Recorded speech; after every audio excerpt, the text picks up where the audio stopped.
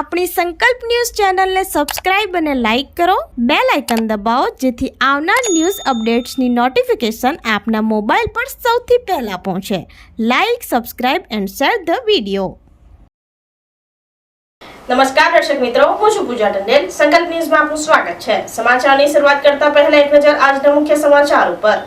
સેલવાસમાં wholesale કરિયાણાની દુકાનમાં ₹5.50 લાખ રોકડની ચોરી કરી તસ્કરો ફરાર. બેંકમાં રૂપિયા જમા કરાવવા ન જઈ શકતા દુકાનના ડ્રોવરમાં રાખ્યા હતા, જે સમગ્ર ચોરીની ઘટના સીસી કેમેરામાં કેદ. સેલવાસના નરોલી રોડ સહિત ચોક પાસે આવેલ વિરલ કોર્પોરેશન નામની હોલસેલ કરિયાણાની દુકાનમાંથી અંદાજે ₹5.50 લાખની રોકડ રકમ ચોરી કરી તસ્કરો ફરાર થઈ ગયા હતા. દુકાનના માલિક કિરણભાઈ શાહે જણાવ્યું હતું કે 8મી જુલાઈની રાત્રે ચોર દિવાલ કૂદીને પાછલા દરવાજેથી ચોર દુકાનમાં પ્રવેશ્યા હતા. દિવસના કામકાજ અને પૈસા સહિત અંદાજે ₹5.50 લાખની રોકડ ડ્રોરમાં મૂક્યા હતા. હું પંજાબનો હોવાથી અને મારો ભાઈ બીમાર હોવાને કારણે આ રકમ બેંકમાં જમા કરાવી શકાય ન હતી, જેથી ₹5.50 લાખની રોકડની ચોરી કરી તસ્કરો ફરાર થઈ ગયા હતા.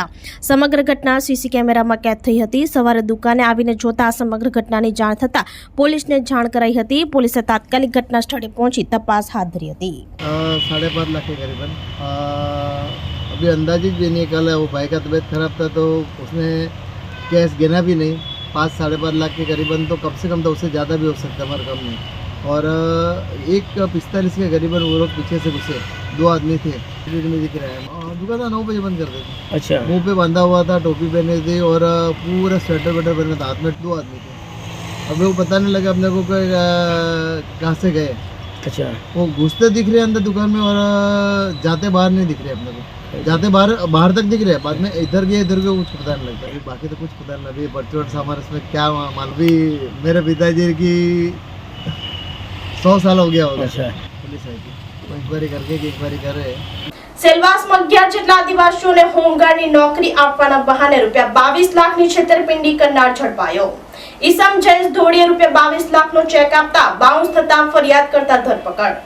સેલવાસમાં 11 જેટલા આદિવાસીઓને હોમગાર્ડની નોકરી આપવાના બહાને ₹22 લાખની છેતરપિંડી કરતા પોલીસે ઈસમ જયેશ ધોળીની ધરપકડ કરી હતી. જયેશ દેવડી ગવલી, સંદીપ બાબુ ગવલી, આશા ચૌધરી તમામ રહેવાસી દાદરાનગર હવેલી વગેરે પોલીસને લેખિત ફરિયાદમાં જણાવ્યું હતું કે જયેશ ધોળીએ 11 જેટલા આદિવાસીઓને હોમગાર્ડ તરીકે નોકરી આપવાના બહાને લાંચ આપી હતી. જયેશ ધોળીએ કોઈની પત્નીનું સોનાનું મંગળસૂત્ર લીધું તો કોઈએ જયેશ ધોળીને હપ્તે ₹2 લાખ આપ્યા. કેટલાક લોકોએ ક્યારેક જયેશ ધોળીના ઘરે જઈ પૈસા આપ્યા હતા તો કેટલાક લોકોએ સ્ટેડિયમ અને ઝંડા ચોકમાં જયેશ ધોળીને વિશ્વાસમાં લઈ પૈસા આપ્યા હતા. જયેશ ધોળીની આ છેતરપિંડી ડિસેમ્બર 2023 થી 2024 સુધી ચાલુ રહી હતી, જેમાં દૂધની, કડછોન, તલાવલી, ખાનવેલ જેવા અંતરિયાળ ગામોમાંથી આદિવાસીઓ જયેશ ધોળીને નોકરી માટે પૈસા આપતા હતા. જયેશ ધોળીએ ન તો નોકરી આપી કે ન તો પૈસા પરત કર્યા. આ સાથે જયેશ ધોળીએ આપેલ ₹22 લાખનો ચેક બાઉન્સ થતા ફરિયાદ નોંધાઈ હતી. પોલીસે છેતરપિંડી કરનાર जयेश धोड़ी की धरपकड़ करी વધુ તપાસ હાથ ધરી છે. जयेश धोड़ी ने इन लोगों के साथ में धोखा किया और जयेश धोड़ी का कहना ऐसा है कि पुलिस और प्रशासन मेरी जेब में है. अच्छा. और इसी की वजह से मैं इतना करता हूँ. और ये ऐसा बोल रहा है कि मेरा कोई कुछ बिगाड़ नहीं उखाड़ नहीं सकेगा. ऐसा आप किसी के भी पास जाओ, हमारा कोई कुछ नहीं कर पाएगा.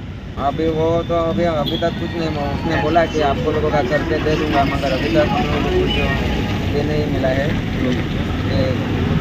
मैंने पैसा नहीं दिया है. हाँ. मैं उसके यहाँ जॉब करता था. अच्छा. और मेरे को कम से कम 6 महीने का पैसा नहीं दिया है. 20,000 रुपया नक्की हुआ था. नहीं, पुलिस में मैं अभी कंप्लेन करने ही आया हूँ. मुझे जैसे ये पता चला तो मैं इधर आ गया था. वो जेडी वेंचर्स में.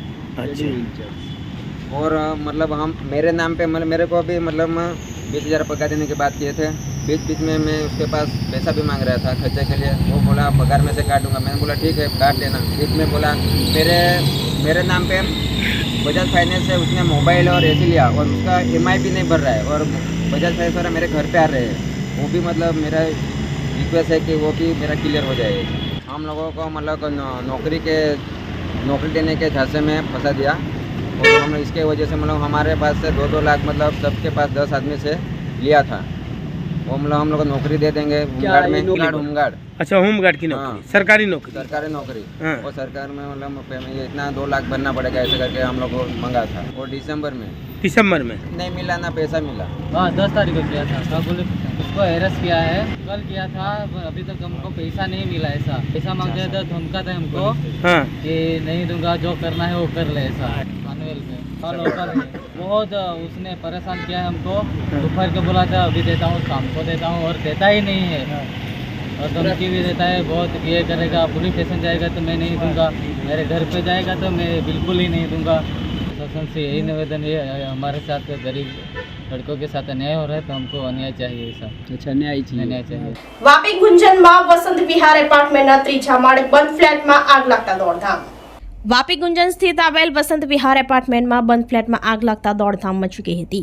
વાપી ગુંજન વિસ્તારમાં આવેલ મોરારજી સર્કલ રોડ ઉપર આવેલ વસંત વિહાર એપાર્ટમેન્ટના ત્રીજા માળે બંધ ફ્લેટમાં અચાનક આગ લાગી હતી, જેની જાણ થતાં આસપાસના લોકો દોડી આવી ઘટનાની જાણ ફાયર વિભાગને કરી હતી।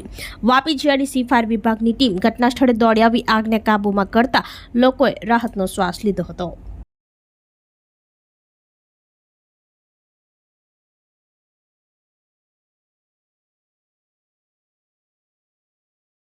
અંકલેશ્વર રાજપીપળા ચોકડી પાસે શંકાસ્પદ ભંગાર ભરેલ પિકઅપ સાથે એક ઇસમ ઝડપાયો। મળતી માહિતી અનુસાર અંકલેશ્વરની રાજપીપળા ચોકડી પાસે પિકઅપ વાન નંબર GJ16AW5722 માં શંકાસ્પદ ભંગાર ભરેલો છે। આ પિકઅપ વાન રાજપીપળા ચોકડી પાસે ઊભી છે જેવી બાતમીના આધારે અંકલેશ્વર બી ડિવિઝન પોલીસે દરોડા પાડ્યા હતા। પોલીસે સ્થળ ઉપર પહોંચી બાતમીવાળી પિકઅપ વાનમાં તપાસ કરતા તેમાંથી ભંગારનો જથ્થો મળી આવ્યો હતો। પોલીસે મૂળ યુપી અને હાલ મીરાનગર વિસ્તારમાં આવેલ ગિરનાર સોસાયટીમાં રહેતા અને પિકઅપ વાન ચાલક ઇન્દેશ સુગરસિંહ પાલની ભંગારના જથ્થા અંગે પૂછપરછ કરતા તેને સંતોષકારક જવાબ આપ્યો ન હતો। પોલીસે 420 કિલો ભંગાર જેની કિંમત ₹16,000 અને પિકઅપ વાન મળી કુલ ₹3.16 લાખનો મુદ્દામાલ જપ્ત કરી વધુ તપાસ હાથ ધરી છે। ભરૂચથી રિપોર્ટર અવી સૈયદ, સંકલ્પ ન્યૂઝ।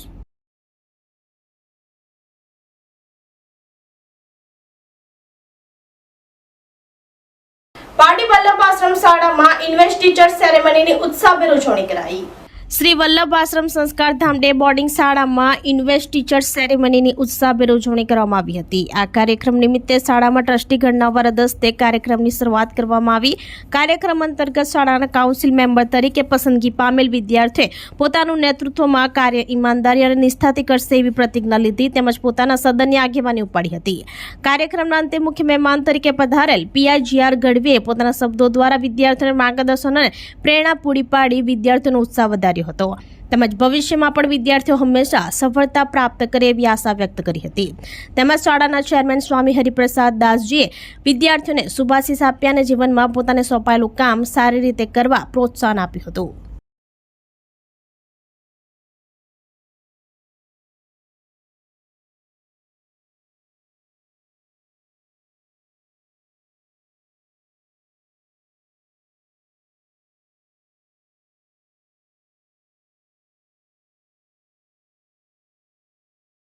ભરૂચની ધરોહર ઐતિહાસિક ગોલ્ડન બ્રિજને રાષ્ટ્રીય સ્મારક જાહેર કરવા સિટીઝન કાઉન્સિલની રજૂઆત।